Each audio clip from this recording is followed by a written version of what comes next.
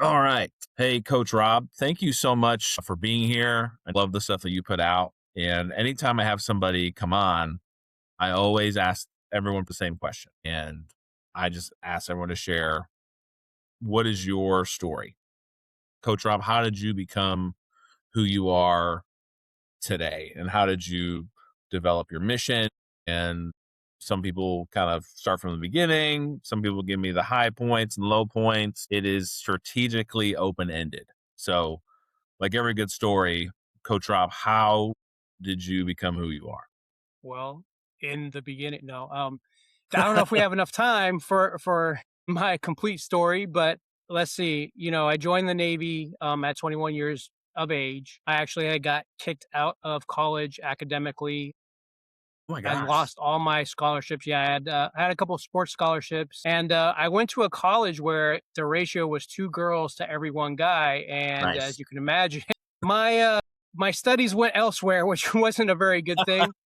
So as I got kicked out of college and I'm sitting at home doing nothing, my father, who was a hard man or is a hard man, owned his own business. And every day, literally every day at 6 a.m., he would kick open my door to the point like in 6 months, my door is broken. And he would say, join the Navy. That's all he would say. And he'd walk out. Wow. So me being a dum dum and like, oh, I'm going to show you, dad. I went down to the recruiter, not knowing anything, not knowing anybody or anyone that's been in the military, and I joined the United States Navy. There you go. I would do that for a total of 10 years. When I got out, like most veterans, you kind of lose everything overnight, right? When you get out of the military, you lose your community, you lose your brotherhood, you lose your job. Like there's really nothing that can prepare you, no matter if you do 3 years, 10 years, or retire for life after getting out, especially if you didn't know anything about finding a support system or looking for a support system. So I did what most military members do. I just did the job I did in the military, and that was law enforcement. So I was a military police officer. So I went into the government sector for Department of Defense. From there, I went into did that for 4 years, then 6 years worked for Veterans Affairs Police Department. And between the military, between being a police officer, I stacked trauma on trauma on trauma, as you Sure. can imagine. For sure. PTSD, depression, anxiety, anger issues, not to mention the generational curse of my father, who was an angry man and adopting all his mannerisms. I had a hard time. I lost my way. I had, suicidal thoughts. I was hopeless. And this would lead me to quintessentially destroy an 18-year marriage. Oh my So goodness. being married for 18 years, three kids, causing, luckily, no physical abuse, but causing emotional abuse and not knowing how to emotionally regulate, not knowing how to control things and deal with things and kind of get to the root of that darkness. After I had divorced, I met another woman who is now my wife. We've been together 10 years. We've been married for two now. And I was doing the same things, right? I was repeating the same cycle Right. over and over again. And I knew that I really loved this woman. I didn't want to lose her, that the things I was doing wasn't working. So I had to find a way, right? I had to Yeah, figure this absolutely. out. And as I dwelled down into deep into personal development and emotional regulation and trying therapy and getting medication and really deep diving into myself, not only did I find a better way of life, not only did I find healing, but that essentially is what made me Coach Rob. The darkness, the pain, the being at rock bottom more times than once. I knew that if I could just help one man not feel those things or not go through that, or at least be a guide to them, then I did my job. And that's kind of essentially how Coach Rob was born. For sure. Or did you, I mean, so was it until your second wife that you realized, hey, like, I've got issues? Oh, yeah. Yeah. Okay. So, like, kind of reflecting even on the past, like, I mean, was there anybody back then that would be like, at least speaking into your life saying, Rob, like, you're acting like angry, like, you're acting weird. Like, was there anybody doing that back then and you just pushed them away? Not really. because most of my friends were cops and we were all angry. We were, or most of my friends who were cops were all veterans. We all went through the same thing, and as a man, sometimes it's hard to drop that ego and admit that, hey, something's wrong with me, something's broken. Is, oh, that's just the way I am, or that's who I am. And the true difference was my ex-wife. Now, don't get me wrong. I always tell everybody it was probably 60% my fault, but 40% her fault. It goes both ways. I didn't completely destroy the marriage just by myself. But my ex-wife used to say, I can't help you and I don't know how to help you. My current wife has always said, can I help you and how can I help you? So that support, those words, that shift right there, Yeah, that has a lot of meaning and a lot of value when someone's spiraling out of control. absolutely. I mean, even your current wife saying that, it's like I still hear the thought of like, I don't know how to help you, but I'm willing to step in and help how I Right, can. right. Like that's what I hear. Exactly. So do you think this, what you experienced in the military, even coming out of it, is that, would you say that's pretty common or you were a special case, or how would you answer that? It's probably honestly 50-50. Okay, for sure. The military, it's a rough life, right? Absolutely. And it depends on who you are as a person. It depends what you try to get out of the military. There's a lot of variables there.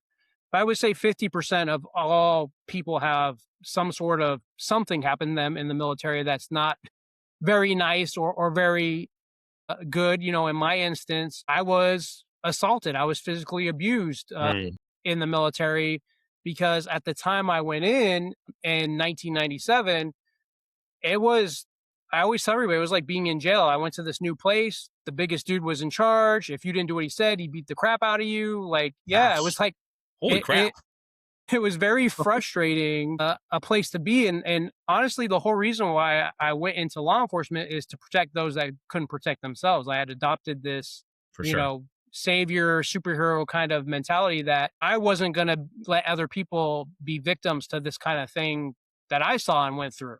Yeah. Wow. Yeah, for sure. So, I mean, would you say, I mean, you even mentioned there were guys around you kind of in the same boat. So it's not even really about like the community, it's about like the quality of that community. It's kind of like if we're all angry and we're all acting a certain way, then it's like normal. Then it almost seems like it would be somewhat normal. Yeah, definitely. I mean, when it comes to mental health issues, especially in veterans and first responders, you have the fear of repercussions if you tell somebody that you're not feeling well because, you have a job, a serious job that you have to do, and you think you're going to be judged, and you feel you're going to be judged by your peers. It's very hard, even in today's age, as mental health is becoming more prevalent, Sure. for first responders and veterans to step up and say, "Look, I need help."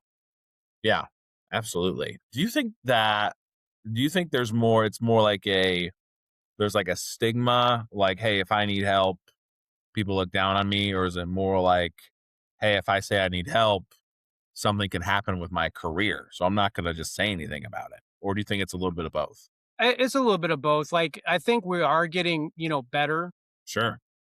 as the years go by and being in 2026 with mental health awareness and everything, but that stigma is still there, and we're still trying to break those generational curses of, my father, I'm for sure he probably has some sort of mental health issues, but Sure. he was just taught, you just deal with it. You don't do anything about it. You just go on day by day and do what you have to do regardless of how you feel. So Yeah, for sure. So do you think like, if someone, I mean, if someone's listening to this and they're thinking about the military or the Navy, is there is there like a caution to go into that? I don't want to say it's bad to join the military, but is there like a, hey, like this could happen to you going look, into it? at the end of the day, I'm glad that everything happened to me.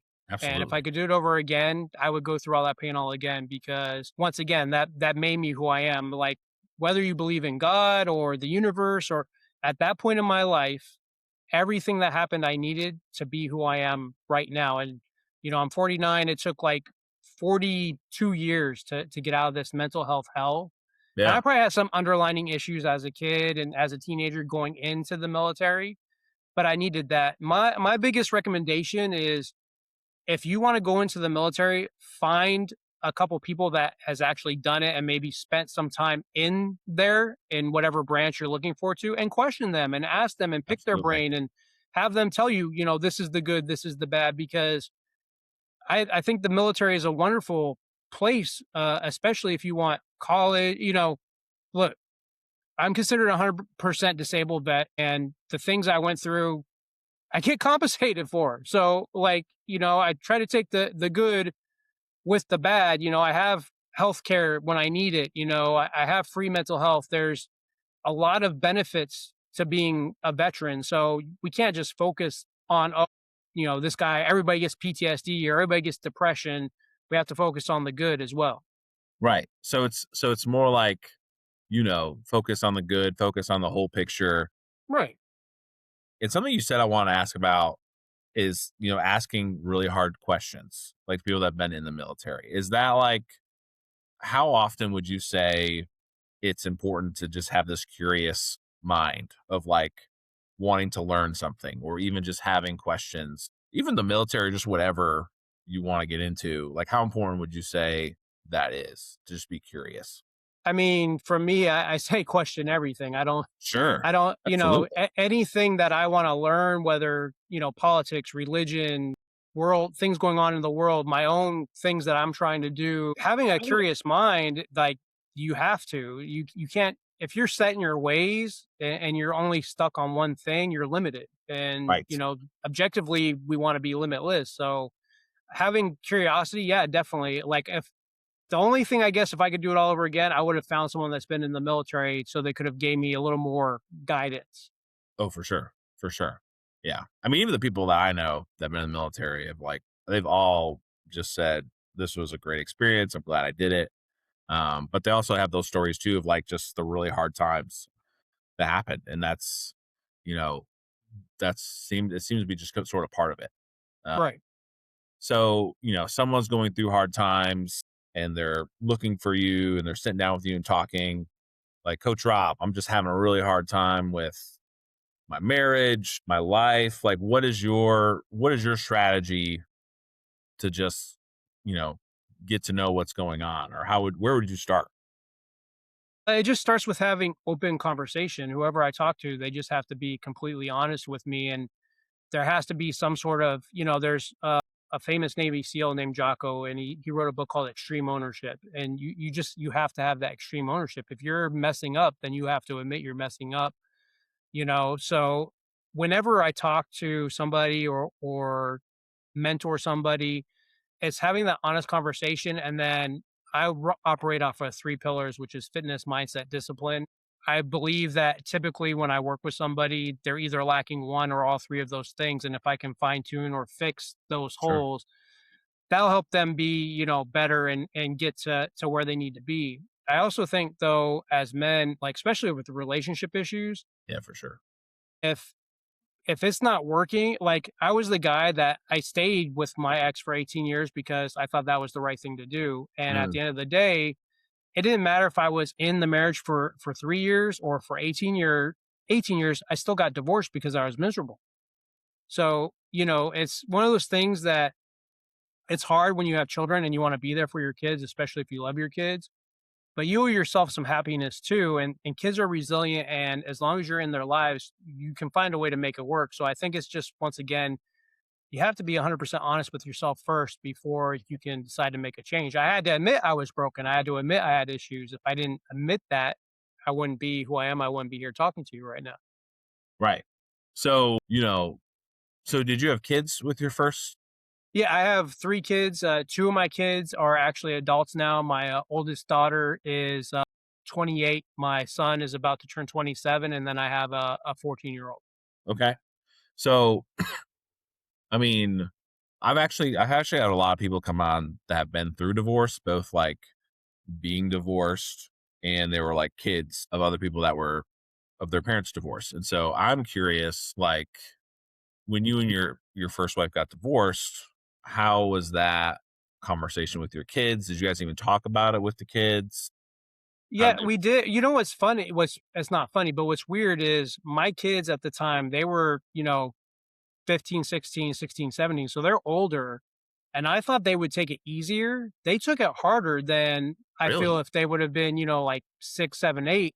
Yeah. My youngest at the time, he was like 4 years old, so he really didn't, know much difference. But my older 2 took it very, very hard. Mm, yeah. So when you say, I mean, so what I'm picturing is like you're all like sitting down and you're talking to them like, hey, mom and dad are getting a divorce. Like, did they ask a lot of questions? Were they more upset? Like, kind of, what's that like being a dad in that position, if you It remember? hurts. I mean, Sure. it hurts because, you're ending some I mean, I ended something that went on for a Long long, time. long time, Yeah, and, man.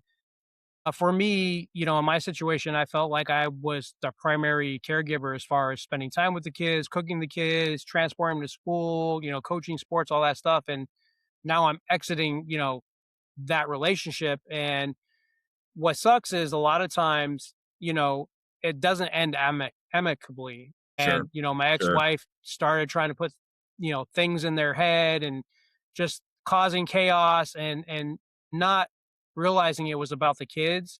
Yeah. And, one of the discussions I have a lot, especially with men going through relationships issues, is sometimes as a man, as a father, we have to let a lot of stuff go. We have to drop Mm, the ego. And I tell men, it's like, it's not that you're losing. It's not that you're getting run over. It's not that you're weak. You're keeping the peace for the greater good. And if right. it's something that your ex partner does to you, but you're not interacting with that so you can protect your kids, then take that L because at the end of the day, that's what matters. So it's hard. I think it's really hard as a man and a man who has kids to go through a relationship breakup, especially if the man, wants to be in the child's lives. Because a lot of times the partner makes it very hard. And I've had discussions a lot where I don't think it's right, but I've seen where women make it so hard for a man to see his kids that he just gives up. Yeah. Absolutely. Absolutely. So, I mean, lot of different directions to go. But I am curious to know, like, someone listening to this, whether they're like a dad or they're processing their parents' divorce, like teenagers, like what is something you think that they need to hear if divorce is on the table for their marriage right now? I think if you're about to be a child of divorce, just realize that obviously it's not your fault and it's never going to be your fault. I mean, people drift apart, things happen, especially if there's abuse or mental health issues or, addiction in the relationship. Just know that if your parent loves you, that they're going to be there for you at all costs and they're going to fight for you to see you and spend time with you. 100%. And, you know, whatever parent you gravitate to, don't judge the other parent. Try to Absolutely. give both parents the benefit of the doubt because each parent's going to have different parenting styles, especially when they become separated or single. Yeah. And as long as, you're being told that you're loved and, your best interests are in mind, you'll be okay. But obviously, primarily, it's not your fault. And for the person that is going through the divorce, be there for your kid. Like, I can't stress enough, and it doesn't happen, but don't talk bad about the other parent in front of your kids. That's Absolutely. huge. Be there for your kids at all costs, no matter what, and tell them that you love them. Yeah. Yeah. I agree. That's huge. It's something, I see couples as part of my job as a therapist. And, my hope is that with couples thinking about that, like we explore every option before that is an option. Right. And that's kind of what you're talking about is like if we can end this amicably and at least speak respectfully in front of the kids, like we're setting them up well. Definitely. So yeah, for sure. Um, so you know, moving on from divorce, you're with your current wife now. And what would you say, like, you're in this second marriage? Like, you kind of mentioned a little bit what the main differences were. What is like, how is that moving in a different direction? Like, how do you know this one's going to last? It's weird, but like, I kind of feel once again that all this had to happen For sure. to me to prepare me to be with my current wife. Like she was in a 7-year marriage at the time, and she wasn't. She was getting a divorce from her husband, and it's just weird because we know we're like each other's person. Like if everything is energy, like somehow like we're interconnected. Like I can't tell you how many times we say the same thing exactly at the same time, or we're always laughing or giggling or playing with each other. We share the same, experiences. And I can honestly say with her, like I've never felt like the kind of love Mm, that she gives me. And for instance, she's actually overseas right now. Our mother, her mother, my mother-in-law passed a couple months ago, and as a dying wish, her father wanted to go on this trip to Europe to go to these areas from a show that they watched on Netflix, that he and his wife watched on Netflix. And she has to travel with him because he's too old to travel by himself. And just the, overwhelming, I miss you, I love mm, you, like I just want to come home, I want to be with you, even from simple things of, you're in love when you've been together for 10 years and, she's a teacher, she's at school and you get a text like, "Hey, I'm thinking of you," or "I've mm, had a rough day and I just want to come home and see you." Like that's just, it's love. It's just there. And it's things like I can clean the house and she'll come home and she'll be appreciative of it. Or I can cook dinner and she'll be appreciative of it. Or she can cook dinner. It's when two people love each other and both people are giving as much as they can to the other person without expecting anything in return, that's love. And that's what we have. Like, I don't expect my wife to do anything and she doesn't expect me to do anything. We just willingly give ourselves freely to each other. yeah, for sure. So, did you guys do any sort of like premarital counseling or marriage prep, or what was that process like? No, I mean, we just took it slow. I told her from the get go, I was like, look, no matter what, I'm going to be 100% honest with you from day one, There you go. to the point where half the stuff that my ex would do or things she like, I don't believe you. And I would have like text, I'd be like, here's the receipts. Oh I'm my telling you gosh. the truth. So just being open and like she can go through my phone anytime. Absolutely. Like there's nothing that I have secret or hidden or that I keep her from. If I'm just completely honest, if I spend money and I wasn't supposed to, I mess up, I just own it. Look, babe, I messed up this month. I'm sorry. And she may get a little ticked off, but then we're fine. So I think it, where counseling would have been great. We both experienced these total different personalities, her with her ex-husband and me with my ex-wife. And then we came together and we both wanted the same things. We both were seeking out the same things. So we were able to, or are able to build, a purposeful life together. Yeah. Okay. So, where does does faith come into play in this, or how does that is that how is that part of this, if it is? I mean, a little bit. I'm spiritual. I believe in God. I've accepted Christ in my life. I don't really practice religion that much, except for I do pray.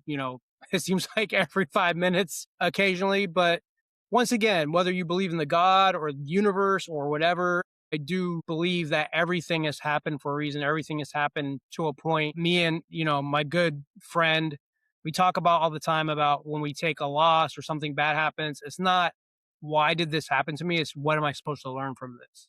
I Mm, think that just comes with age. It is as you get older, you do get wiser and you realize, man, I've taken a lot of losses, but it was to bring me to a certain point or get me to a absolutely. certain thing or a certain person. So Yeah. Yeah. So it's more like I like that you said you're not like looking at why is this happening, but like what can I learn from it? right. It's like that's such an easy place to like get stuck. Because even asking the why, like you're really not going to get an answer because it could be a million things. Right. Right. Um, so, moving from that, do you and your current wife, did you guys have any children together? No, no, unfortunately, she couldn't have kids. So she's considered the bonus mom to my kids. My kids do have a very amazing relationship with her. So, I'm lucky to have that, and she's been very integral in their lives and stern and all the things that a Awesome. bonus mom should be. So For sure. Um, you know, moving from marriage, which I could probably talk all day on, you became a coach Rob, you're a men's coach, a speaker, And you have a podcast, the Battle Harder podcast. I'll put it in the description, so people can find you. How did all I mean, how did you even know this is what you were gonna do or meant to do or you were built for this? Honestly, I didn't. I just, I've always been, I guess, a character or a public persona, so to speak, before there was Coach Rob. I did or have done like a lot of acting, TV acting. I was an athlete, had no problem speaking in front of, public and stuff like that. So it's always kind of followed me. But just once again, like when I started my podcast, it was literally just me ranting and raving. Like there was really no rhyme or reason to it. It was just like, I hate when people are at the dinner table with tablets. And I would, Nice. I or agree. I would speak on a topic and I would kind of just go off on it. And interesting enough, what happened is a guy that I never heard of from the UK is like, "Hey, I like what you're talking about. You ever thought about having a guest?" And he was my first guest. He was an Nice. author of very many books. We had a great conversation. I was like, "Wait a minute. You mean you're telling me I can let somebody else do the talking? This is better." So I started having guests, and it just started to evolve into, once again, so the mantra or new mantra of everything I do is no man fights alone. And it's just trying to build this brand, this brotherhood, this media empire that I want men to realize, like, it's okay to not be okay. It doesn't make you weak. This lone wolf mentality does not work, and that we're stronger together. And so that's kind of everything that's built in what I do these days. Yeah, for sure. So, I mean, if someone is thinking about that community, um, though having guys around them or just a group of men. I mean, in the beginning of your story, it's like you had a group of men around you. It just might not have given you the Been the right, right men. yeah, it Right. might not have been the right men. And so, like, how would a guy, you know, there's so much loneliness out in the world right now, social media, COVID, probably could do a whole series on COVID, but Yeah. like, this loneliness, this loss of connection is so prevalent in our community today. Like, if a guy's hearing this and they're like, yeah, no, duh, I shouldn't be alone. Like, where the heck would they even start? Well, I mean, there's multiple ways. Like, for instance, if you're a gamer, say you like, trading card games like Magic the Gathering, Pokemon, Yeah, for sure. find a local spot that does it and start entering tournaments. I think the problem is with this new generation that and the technology being there, we have to get back to the old ways. We're just that stuck behind screens, Right. For sure. But even still, I'm a hardcore nerd. You see all the Marvel stuff in the background. I'm a hardcore gamer. I had Yeah, a group of guys that we played Call of Duty together for years, and we're all 30, 40-year-old men. And, you know, while we're playing the game, we're talking about life. And we had that tribe, mentality where a guy was in New York and a guy's in California, but we all have the same problems and we're able to share that. If you like fitness, if you're a gym guy, find your gym bro, find for sure. Facebook community groups, like use the social media to your advantage to find Yeah, those groups, to find those people, but you have to get out there and have some form of human connection. So, if you like to volunteer, find a group you can volunteer with. If it's absolutely. church, go to church. Like, don't just stay behind the screen. Right. Yeah. And something I kind of heard you say, but I'm implying it's like just show up, just show up to the event and show up and just be present. That can be, I'm just imagining like walking into a room at a gaming event or Magic the Gathering event, and it's like, you know, it can be so overwhelming with how many people are in there, Yeah, yeah. even nerve wracking thing. What would you say? I mean, obviously, there's no magic words, but I'm curious to know if someone actually said that to you, like that would make me so nervous. Like, what would you think you would say, or what do you think that person needs to hear? Really? That they just need to take a deep breath and pause for a beat and realize that that's their people. Like, that's the thing, Absolutely. when you're in a Yeah, man. community of whether you love cars or sports or fit, like those are your people. And most everybody has gone through some sort of trauma or some sort of problem or some sort of issue in life. They're just like you. And until you get over that stage fright, so to speak, and put yourself out there, nothing's going to change. Yeah. Yeah. Like you have to change something to you have to do something to change your circumstances.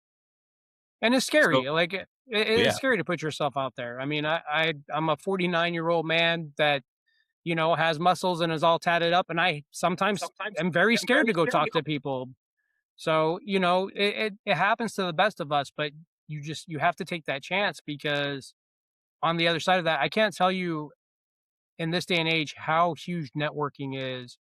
You absolutely. know, like our podcast Facebook group, where now we're talking on a podcast. And it's just networking is so amazing to get you in front of all the people that you want to be around. Yeah. Absolutely. For sure. And, you never know who your next best friend is gonna be. Yeah, Like, it could be you may not have met them yet, exactly. for sure. So, the Battle Harder podcast, you know, how would you say like, if someone is like, "Hmm, I wanna check that out," like, what would they expect kind of before they tuned in, before they heard their first episode?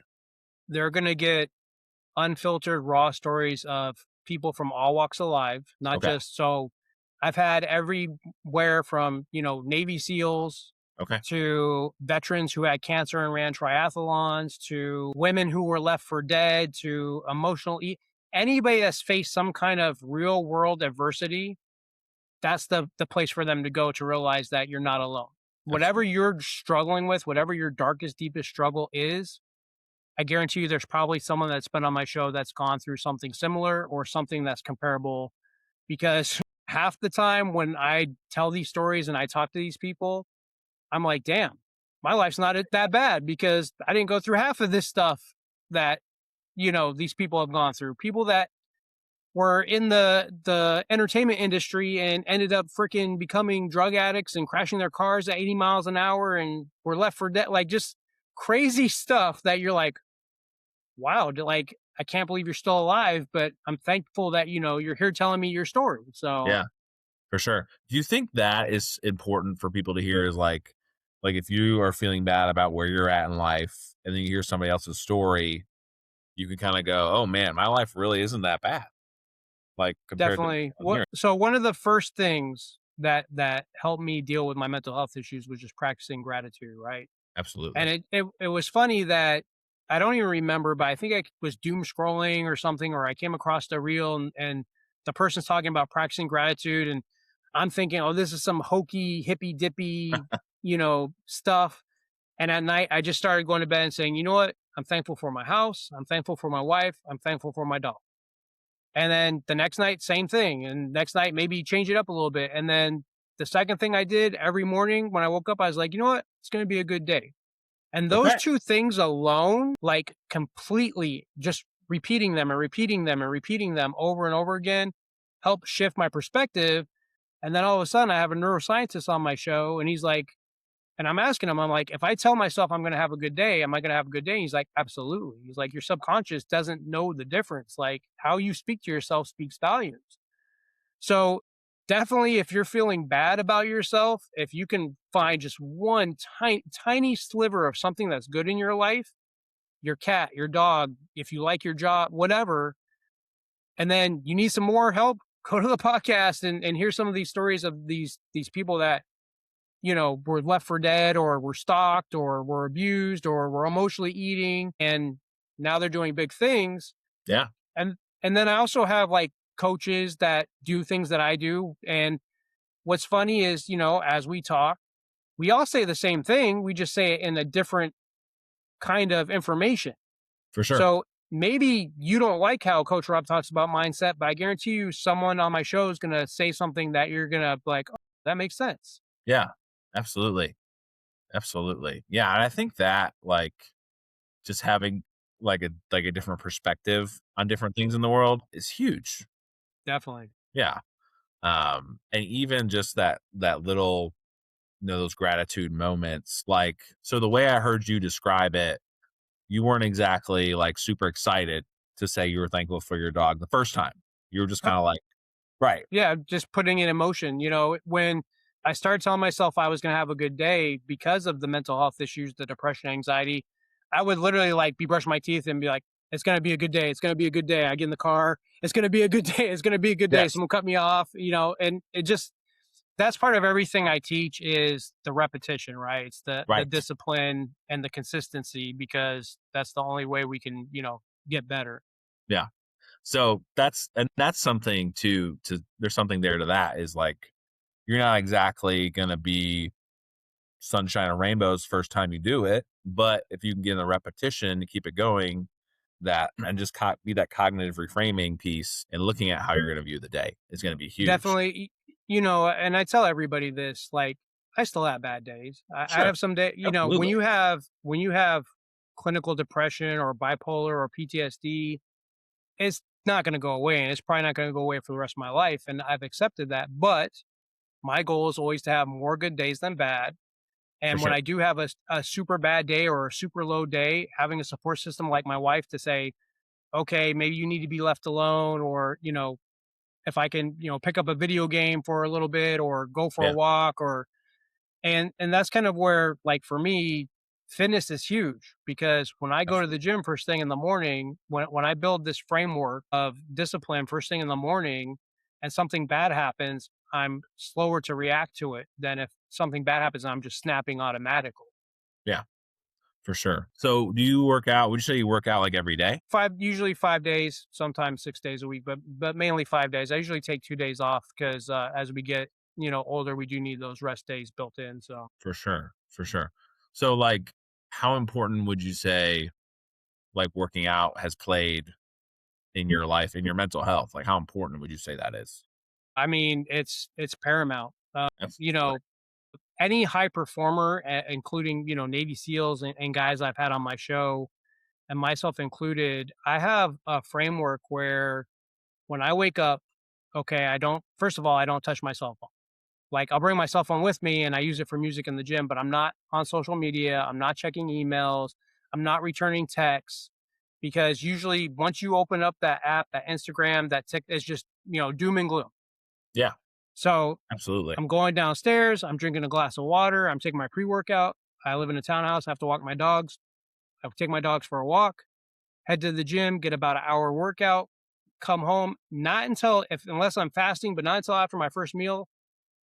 That's when I start opening the emails. That's when I start getting into work. Okay. That's when I have that personal time built in for myself first. Now, and I understand if people have jobs, maybe they can't do that. But if you can find a way to, get up 30 minutes early or 40 minutes early, and if you want to meditate or journal or work out, like build some sort of personal time, quiet time for yourself first. That is huge. Like for me, like because I could like have a bad night's sleep and if or my ex could text me and set me off, but if I can go in the gym, for me that time I'm in the gym, like it's just sometimes I literally feel like it's just me in there.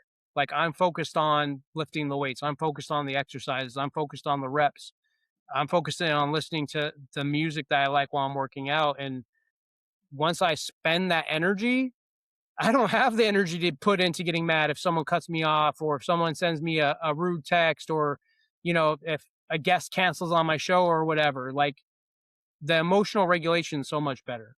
Yeah. So is there anything like, in the moment, like let's say later in the day, something happens, you get mad, you get pissed off. Like what usually helps you, whether it's something you say to yourself, something you do, what usually helps you like regain your center or get back to So normal? I created this thing. I call it real stress versus like inconvenient stress, right? Yeah. So if someone cuts me off, that's not really stress. It's just inconvenience. So before, where I would yell and scream, honk my horn, chase you, flip you off, possibly cause an accident Right. for what? I take a breath, I take a beat, and I'm like, okay, this person's in a rush. I don't know what's going. Once the thing is, we don't know what's going on in people's lives. Sure. Yeah, for We sure. don't know, if that person's going to the hospital because someone's, about to die. Like we just don't know. So if I can, realize that and say, look, maybe they're just having a bad day. They didn't cause an accident. I'm okay. I'm still getting to where I need to go. Then once you get, like you said, reframing that, then yeah, I can be upset, but I don't have to get pissed off or angry or, lose my cool. So, Right. Yeah. Yeah, you're kinda looking at, like, the whole picture there. Like, "Okay, this guy right. might cut me off now, but, like, And what's I going have on to in the catch future?" myself. Like Yeah, I have to catch myself and, for sure. and say, okay, and even, and I check, me and my buddy, we check ourselves, right? Like, Okay. let's say there's someone in the gym and they don't put the weights back and like you're about to get mad and it's like, is it really affecting you though? We let the small things affect us so much that it just spins us out of control. So I try not to worry about the small things. Yeah, for sure, don't sweat the small stuff. So, is listening to this, you're a manly guy. They look at you and they're like, "I can relate to Rob. I'm thinking about getting my own therapy, my own help, my own sort of whatever, mentoring." And they're on the fence about it. They're like, "Maybe I should, maybe I won't." What is something you think that they need to hear right now to kinda get them off the fence? Just that one, obviously, you're not alone. That's why I have the mantra "No man fights alone." We all go through issues. We all go through low points in our life, and you owe it to yourself to find what works for you. I take medicine for my anxiety currently to be able to sleep at night. I still do talk therapy at a local vet center. And the thing is, I think what people have to realize when they're trying to seek help, it's going to be more than one thing, Right. right? It's Yeah, not going to be just meds or just talk therapy. Like you have to start really deep within. And I would say, focus on your physical, mental, and emotional health in totality. for sure. And when you start putting all those things together, then that's when the real work happens. That's when you start seeing the change. Because I have to do a little bit of everything. If I just said, "Oh, I'm just going to take meds," I would probably still have issues. Or if I said, "Oh, I'm Sure. just going to use fitness or nutrition," no, I have to do it. It's essentially like you have to look at our bodies and our person as like a fine-tuned car, right? A sports car or a fine-tuned machine. You have to give it tune-ups, you have to do maintenance, you have to rotate the tires, you have to change the oil, or if you don't, one system's just not going to work properly. Yeah, absolutely. Yeah. So it's kinda like a bunch of things all at once. And maybe it's a couple of things, but it seems to And be like I would say find what works for you. Like, don't worry about what everybody else says. If medicine works for you, great. Stay on it until it doesn't work. And if it doesn't work, try something else and keep trying, keep trying, keep trying. Because like I said, you owe it to yourself to be the optimal version of yourself. absolutely, for sure, for sure. So, like, not saying millions of people are gonna hear this. Maybe someday. But, like, if, like, you had everybody in the world, president of the world was like, "All right, Coach Rob, you have 1 minute to tell everybody in the world what they need to hear or what you think they need to hear." What do you think you would say? That's a tough. I mean, I'd probably say a lot of stuff that would get me in trouble. Honestly, I guess just going back to once again, like no matter man, woman, child, you're not alone. You're not alone, and find your tribe, find your people that you can relate to, and lean on them. Like we have to get back to just being nice and kind and good and Yes. helping people. Like I just did a post about this today on my socials about don't be a D word, and talking about like just say excuse me and please and even today I went to Publix and the guy bagging my groceries is disabled and the woman checking me out is older and I'm just talking to him like how's your day today and I use her name, how's your day, Helen? Oh, it was better than yesterday. Oh, well, I'm glad you're having a better day. And telling Marcus, the disabled adult, hey, I really appreciate you bagging my groceries. Regardless of whether you think so or not, those things can speak volumes because once again, we don't know what somebody's going through. And that little bit of attention, that little microsecond of time with them can make the difference. Like most people like see me as a big scary guy, but I'm the nicest man in the world. And like I'm always trying to say, good afternoon and use pleasantries. And if I see someone that needs help and I can spare the time, help them. That's how we make this a better place. Like we're Absolutely. so caught up in our own BS all day, every day that we forget about everybody else. and then we look selfish. We look like an a-hole. We look like a bad person. It's bigger than us. Life in the world is bigger than us. So, essentially that would be my presidential to the world speech, for greater mankind, so to speak. For sure. Yeah. Be kind, respectful, understand the whole picture of what's going on. Um, you know. So, what are some good books, podcasts, resources if someone wants to learn more about men's mental health, stuff that you do, stuff like that? Well, the Battle Harder podcast would be Bam. on the top There it is. top of my list. But no, I have a mentor named Bedros Killian. If you don't know who he is, look him up. He wrote a book called Man Up, which is phenomenal. This is a man that basically he came from a communist country. His parents forced him into the U.S. for his safety. He was physically abused or sexually abused as a child. Like he had all the adversity against him, and he's pretty much a millionaire. Lives a purposeful life, and I love hearing his story all the time. Another guy to relate to is Angie Frisella. He's the owner and CEO of First Form, but he's a personal development guru. Lots of knowledge, and yeah, like those are my top two guys right there. Man Up is a phenomenal book. So For sure. For sure. Well, um, okay. Yeah, I'll definitely get those in there too. Thank you so much, Coach Rob, for being here and letting me ask you questions and just hang out and um, talking about some good stuff. So thank you so much for your time. I really appreciate it. I love this stuff, man. No worries. Yeah.